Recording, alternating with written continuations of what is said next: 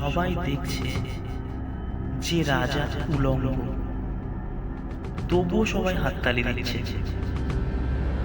সবাই চেঁচিয়ে বলছে সাবাস সাবাস। কারো মনে সংস্কার, কারো ভয়, কেউ বা নিজের বুদ্ধি অন্য মানুষের কাছে বন্ধক দিয়েছে, কেউ বা পরান্নভোজী, কেউ কৃপা প্রার্থী, উমেদার প্রবঞ্চক। কেউ ভাবছে রাজবস্ত্র সত্যি অতীব সূক্ষ্ম, চোখে পড়ছে না যদিও, তবুও আছে। অন্তত থাকাটা কিছু অসম্ভব নয়।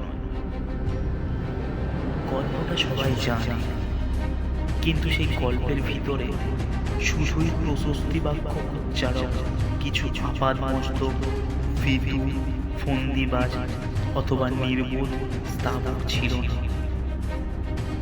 একটি শিশু ছিল, সত্যবাদী, সরল, সাহসী একটি শিশু।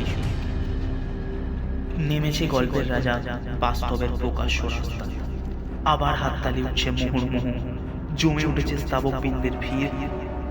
কিন্তু সেই শিশুটিকে আমি ভিড়ের ভিতরে আজ কোথাও দেখছি না। শিশুটি কোথায় গেল? কেউ কি কোথাও তাকে কোনো পাহাড়ের গোপন গুহায় লুকিয়ে রেখেছে, নাকি সে পাথর ঘাস মাটি নিয়ে খেলতে খেলতে ঘুমিয়ে পড়েছে কোনো দূর নির্জন নদীর ধারে, কিংবা কোনো প্রান্তরের গাছের ছায়া? যাও, তাকে যেমন করেই হোক খুঁজে আনো। সে এসে একবারে উলঙ্গ রাজার সামনে নির্ভয়ে দাঁড়া। সে এসে একবারে হাততালির মধ্যে গলা তুলে জিজ্ঞাসা করুক, রাজা, তোর কাপড় কোথায়?